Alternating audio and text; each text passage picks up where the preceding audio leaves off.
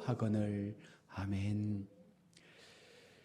지난 주일 우리의 인생에 대해서 잠시 살펴보았습니다. 우리의 인생은 늘 앞을 보며 하염없이 걸어가는 나그네와 같은 인생이다라고 말했습니다. 그러나 특별히 우리 기독교인들은 하나님 앞에 여행자요 순례자의 삶을 살아가고 있는 나그네다라고 말씀을 했습니다. 그리스도인의 삶이 나그네의 길이지만 이 땅에서의 삶을 살아가는 노래의 가사처럼 그들이 말하는 그런 인생의 나그네가 아니라 우리는 목적지가 있는, 우리는 마지막 그 여행을 마쳐야 될 목적지가 있는 그와 같은 나그네임을 우리는 분명 기억하며 이 땅에서의 삶을 살아가야 합니다. 순례자는 거룩한 본향, 다시 말해서 하나님 계신 그곳을 향해 나아가는 여정을 걷는 사람들입니다.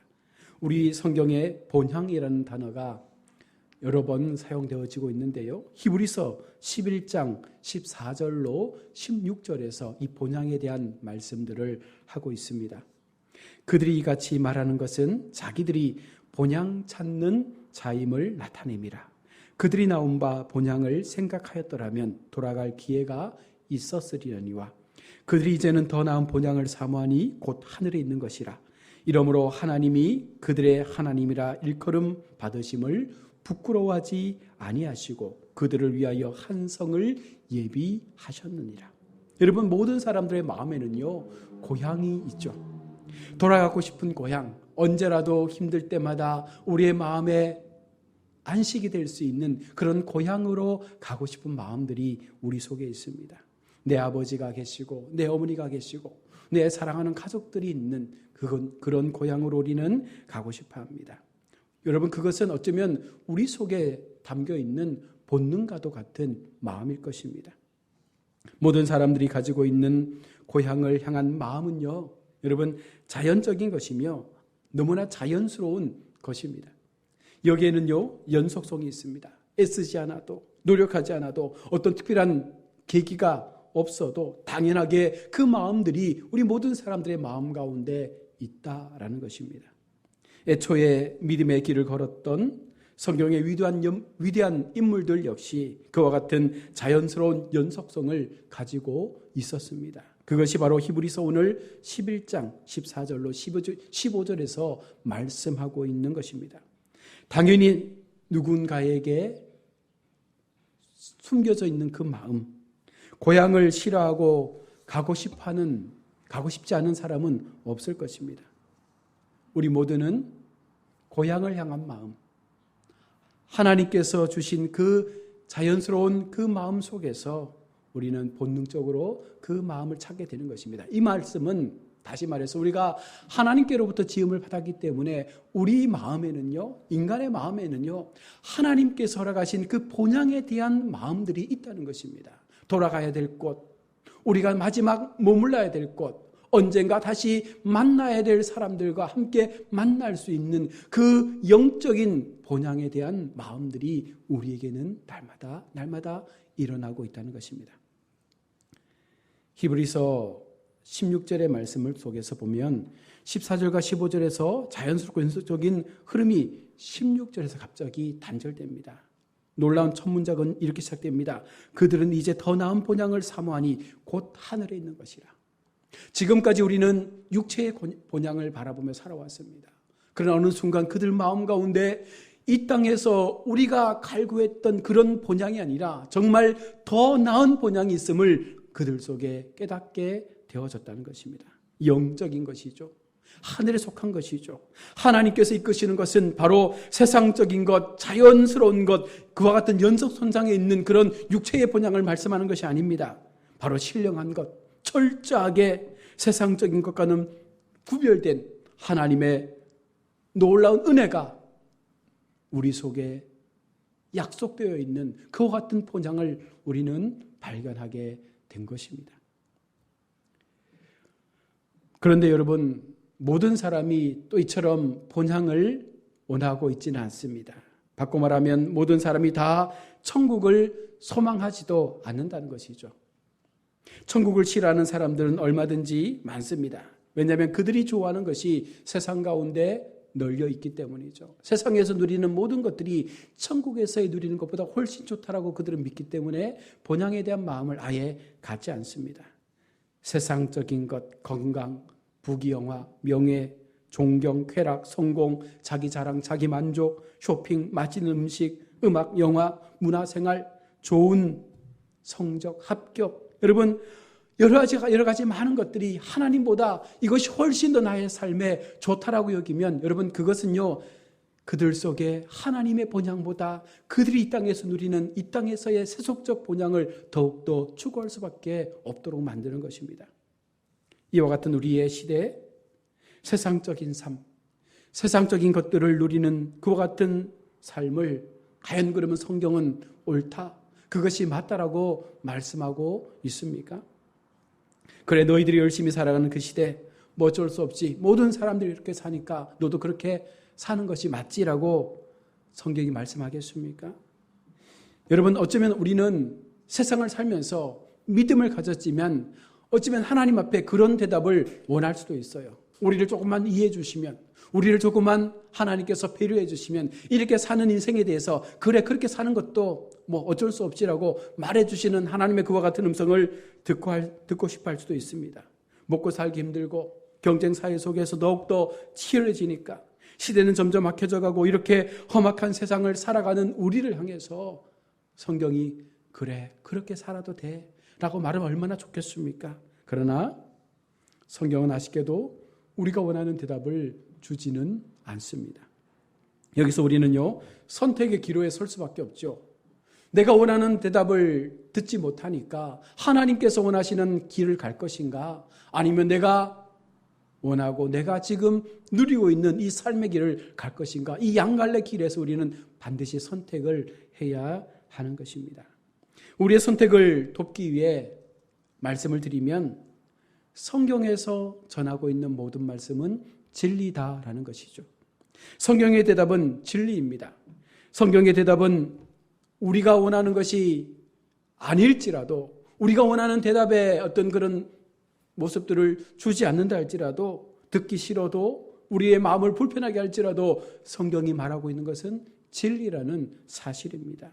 여러분 그러면 우리가 이 진리를 거부하고 세상의 것에 우리의 마음을 주어서 그 길을 선택한다면 우리는 지금 진리를 떠나는 것이죠. 이것을 성경은 배교라고 말을 합니다. 성경이 말하는 바 진리를 싫어하고 진리를 거부하고 진리를 미워하고 진리에 등 돌리고 진리를 떠나는 것, 이것이 바로 배교입니다. 하나님을 떠나는 것이죠.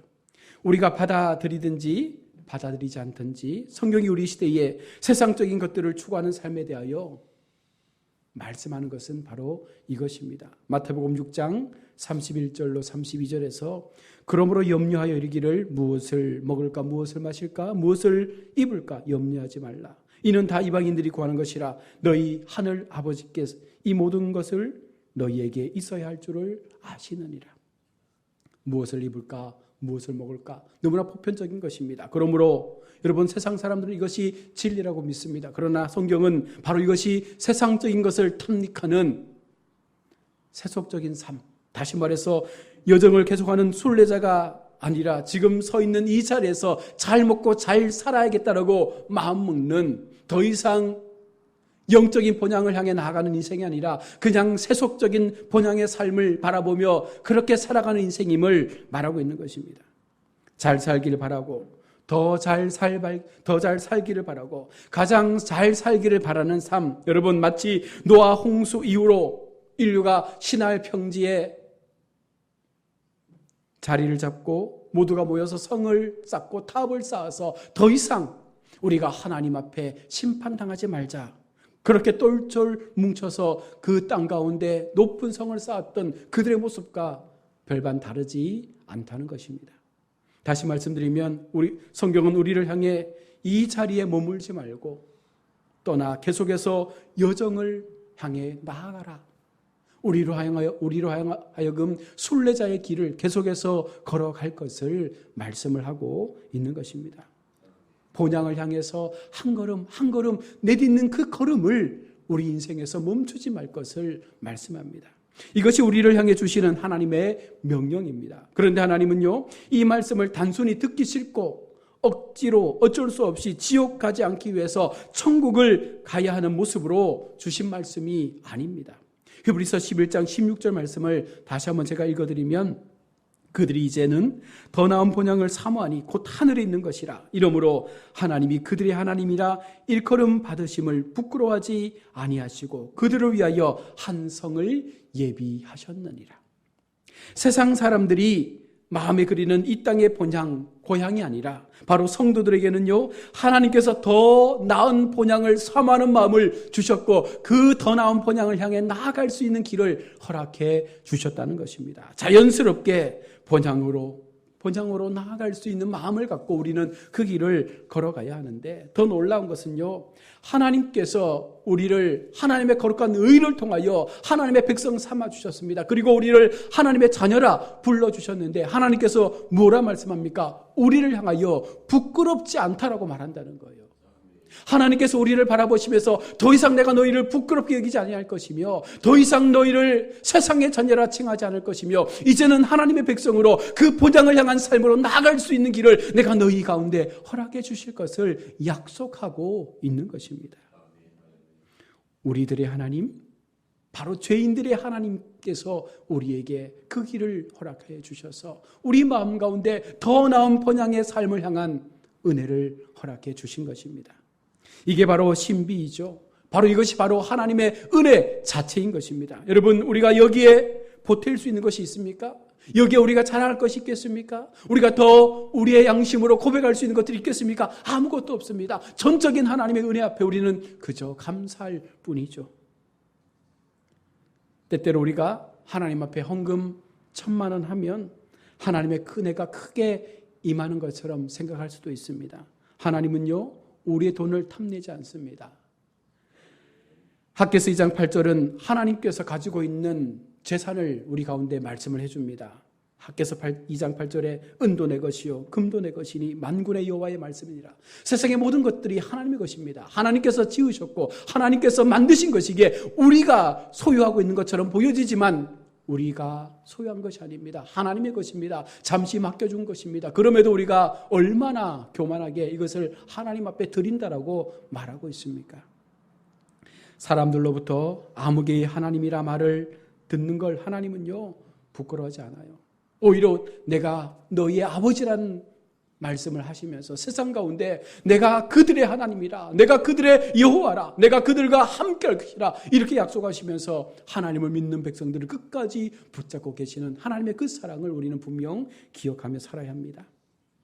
그러므로 여러분, 순례자로서 우리의 눈과 우리의 마음과 우리의 소망은요, 우리의 기대는 더 나은 본향을 향해 하나님 예비해 주시는 그 은혜의 성을 향해 나아가야 하는 것이 마땅한 것 아니겠습니까? 더 이상 세상의 것에 머물러 있지 말고 하나님 말씀하신 그 더 나은 본향을 향해 우리의 인생의 걸음을 걸어가는 것이 반드시 필요하다는 것입니다. 여러분 마음속에 하나님께서 주시는 그 나라를 향한 설레임과 두근거림이 우리 속에 날마다 일어날 수 있기를 원합니다. 이러한 전제를 가지고 다시금 우리가 철로 역정 속으로 들어가 봅니다. 어찌된 일인지 감옥에 갇힌 저자가 세상의 황폐한 광야를 헤매다가 꿈을 꾸게 됩니다. 그리고 꿈속에서 그는 한 남자를 보게 되죠. 그런데 이 남자의 행색이 매우 특이합니다. 초라한 옷을 입고 무거운 짐을 짊어진 채 어떤 작은 책을 손에 들고 있습니다. 책을 읽으면서 남자는 몸을 떨며 울고 있습니다. 책을 읽던 남자가 너무 슬픈 목소리로 하늘을 쳐다보며 울부짖습니다. 어찌할꼬?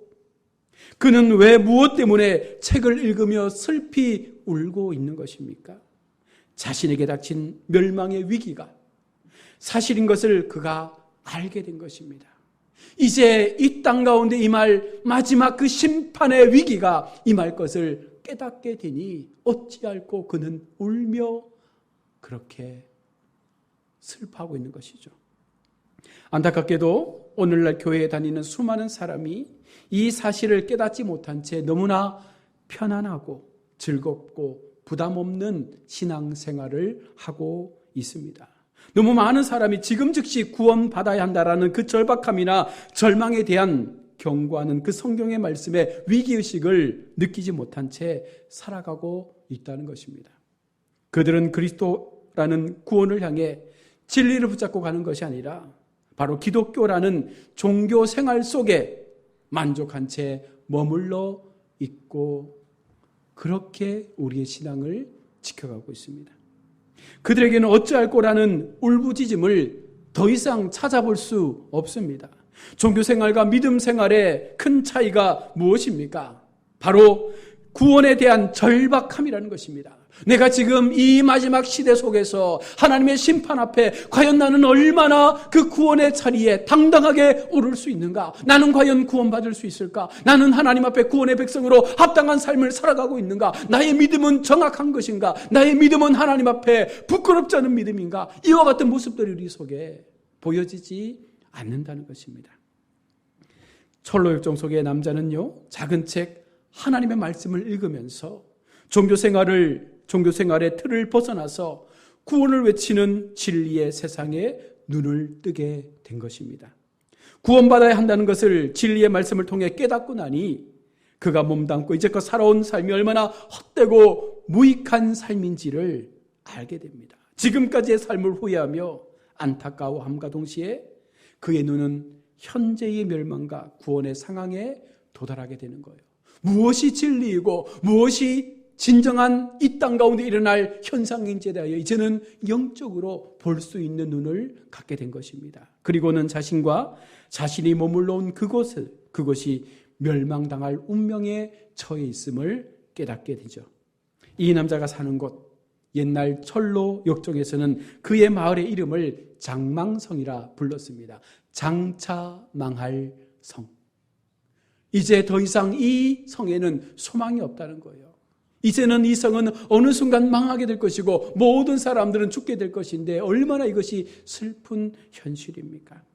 그런데 우리가 철로역정을 접하면서 반드시 기억해야 할 존재 중 하나는 이 장망성 사람들과 주인공이 순례하며 만나는 대부분의 사람들은요, 하나님을 알고 종교 생활을 하고 있지만 멸망과 구원의 진리를 깨닫지 못한 채 그저 세상 사람들과 별반 다르지 않게 살고 있는 사람들이라는 것입니다. 즉 그들은 그리스도와 십자가를 통한 구원을 붙들고 사는 그리스도인들이 아니라 기독교라는 종교의 틀 안에 붙잡혀 살아가는 종교인의 모습을 가지고 살아가는 인생들이라는 것이죠. 종교인과 그리스도인은요, 하늘과 땅 사이에 엄청난 간격이 있습니다. 이 남자는 종교인에서 그리스도인으로 거듭나는 여정을 향한 그 첫걸음을 떼고 있는 것입니다. 그 첫걸음을 떼며 그가 외치는 것이 무엇입니까? 어찌할꼬. 사도행전 2장에서 성령의 강력한 역사심을 체험하고 목격한 많은 사람 앞에서 베드로가 성령이 충만한 가운데 하나님의 말씀을 선포합니다. 그리고 이 말씀을 들은 사람들, 이제껏 종교인으로 하나님을 믿었던 많은 사람들, 그들이 이 말씀의 진리를 통해서 깨닫게 되어졌을 때, 그 말씀의 진리가 그들의 마음을 깊이 파고들었을 때 그들이 고백하는 신앙의 반응이 무엇입니까? 사도행전 2장 37절에 그들이 이 말을 듣고 마음에 찔려 베드로와 다른 사도들에게 물어 이르되 형제들아 우리가 어찌할꼬 하거늘. 하나님께서 우리의 마음을, 우리의 삶을 지금 뒤흔들고 있는 것입니다. 진정한 말씀이 들어와 우리의 마음에 그 말씀이 깊이 찔려지면 여러분, 우리의 심령은 하나님을 향하여 고백할 수밖에 없는 거예요. 어찌할꼬. 이 깨달음 없이 죄와 멸망에 대한 하나님의 그 심판을 우리는 깨달을 수 없습니다.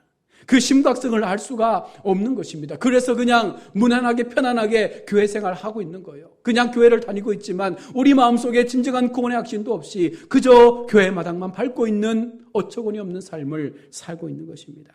그래서 이 남자는요, 자신이 죄인이라는 그 실체를 깨닫고 멸망당할까 봐 두려워졌는데 그것을 깨닫지 못한 그의 가족들은 그런 남자와 그런 남자의 형편에 대하여, 그 고통에 대하여 전혀 이해하지 못합니다. 이 남자가 왜 이럴까? 내 남편이 왜 이럴까? 우리 아버지가 왜 이럴까? 오히려 그에 대하여 더 이상한 모습으로 바라보고 있는 것이죠. 오히려 남자를 몰아붙이고 무시하고 이상한 사람 취급합니다.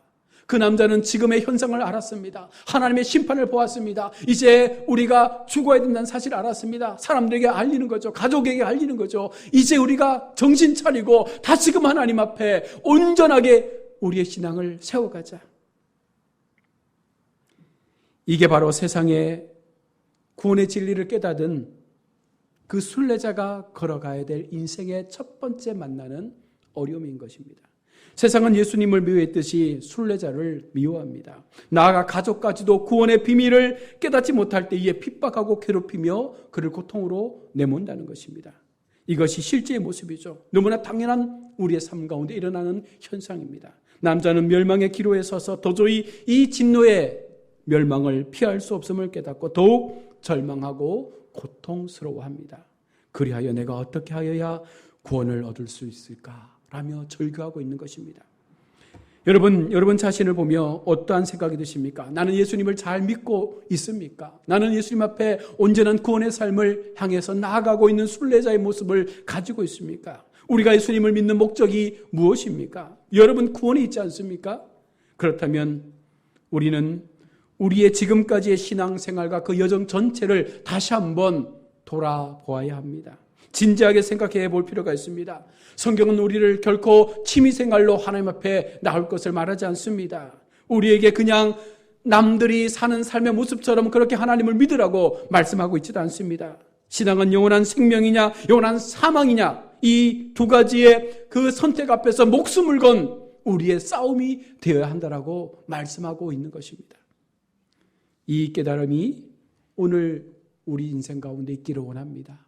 여러분, 하나님께서 우리를 향해 주신 그 십자가의 사랑, 그 예수 그리스도의 십자가의 능력과 그 은혜가 헛되이 우리 가운데 사라져서는 안 됩니다. 믿음을 갖고 하나님을 믿되 진실한 마음으로 정말로 그 구원이 나의 삶 가운데 온전하게 임하여져서 이 멸망의 심판 앞에서 내가 피할 수 있음을, 내가 더 나은 본향을 향하여 나아갈 수 있는 은혜 앞에 세워져 있음을 기억하며 우리는 날마다 한 걸음씩 한 걸음씩 하나님 약속하신 그 본향의 걸음을 걸어가는 삶을 살아가야 한다는 것이죠. 이것이 성도로서, 이것이 하나님 앞에 부름받은 하나님의 사람으로서 우리가 반드시 행해야 될 인생에서의 삶의 목적과 목표가 되어야 한다는 것입니다. 그냥 세상에서 먹고 마시고 즐기며 누리며 경험하는 그와 같은 것들의 마음을 빼앗기지 마시고 이제는 다시금 정신 차려서 하나님을 향한 걸음으로, 하나님께서 약속하신 그 믿음의 걸음으로 우리 모두가 함께 그 길을 순례자의 삶으로 나아가시기를 간절히 주의 이름으로 축원드립니다. 아멘.